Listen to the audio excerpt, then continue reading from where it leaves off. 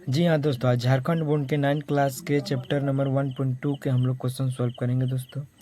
पहला क्वेश्चन है कि नीचे दिए गए कथनों सत्य असत्य सत्य है या असत्य कारण के साथ उत्तर दीजिए।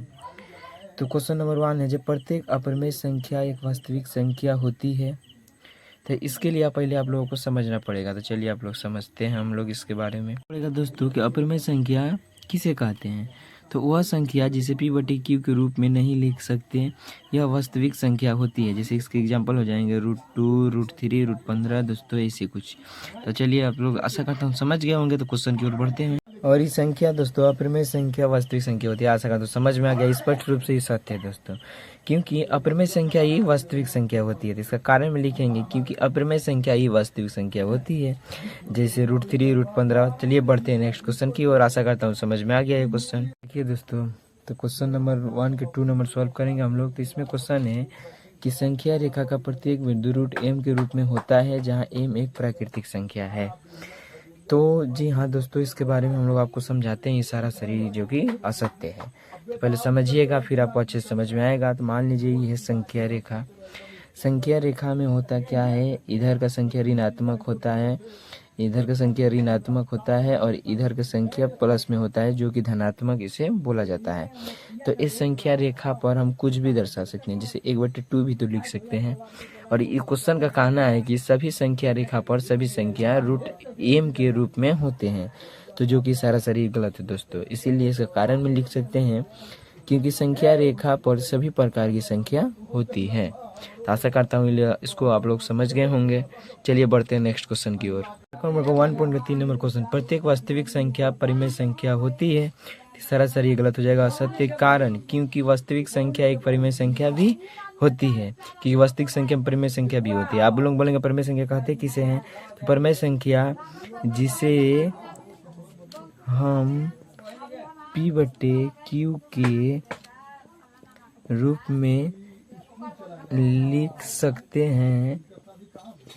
हैं उसे परिमेय संख्या कहते हैं। और जहाँ q बराबर नॉट इक्वल टू 0 होना चाहिए। आशा करता हूँ आप लोगों को समझ में आ गया होगा। बढ़ते हैं अगले क्वेश्चन नंबर 2 को आप सॉल्व करते हैं दोस्तों।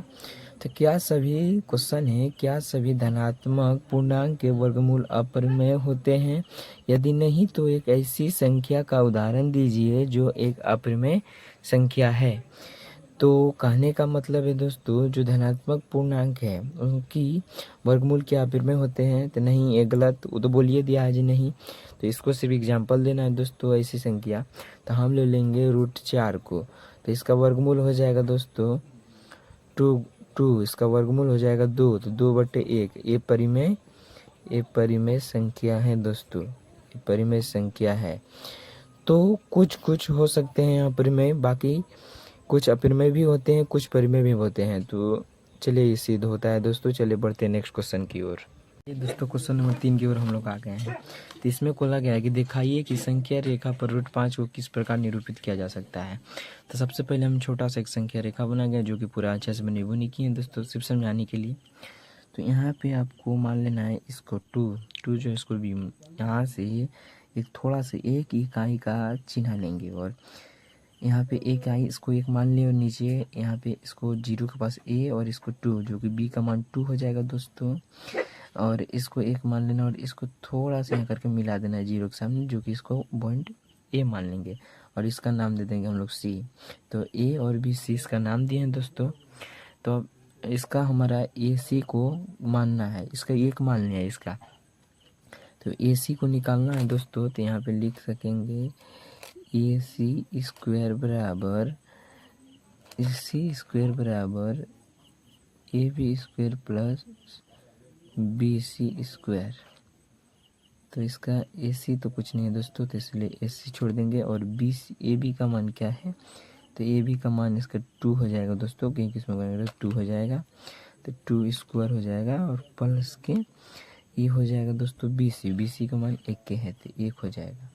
तो AC स्क्वायर बराबर इसका स्क्वायर करेंगे दोस्तों, इसका भी स्क्वायर होगा, इसका स्क्वायर करेंगे तो 4 हो जाएगा और प्लस 1 का स्क्वायर 1 ही होगा दोस्तों, तो 4 1 5 हो जाएगा। और उसके बाद हम लोग जब AC के ऊपर से स्क्वायर को हटाएंगे दोस्तों, पहले इसको जोड़ लेंगे, इसको जोड़ लेंगे और यहाँ पे AC स्क्वायर बराबर 5 हो जाएगा। तो जब AC को स्क्वायर से हटाएंगे तो इधर आकर रूट चढ़ जाएगा, तो ये रूट 5 सिद्ध हो गया दोस्तों। और आपको यहाँ पे दर्शाना है, तो ये 2 से बड़ा और 3 से छोटा होगा, तो इसी के बीच में आएगा √5। तो इसी प्रकार हम संख्या रेखा पर उसको निरूपित कर सकते हैं दोस्तों। हो गया सॉल्व।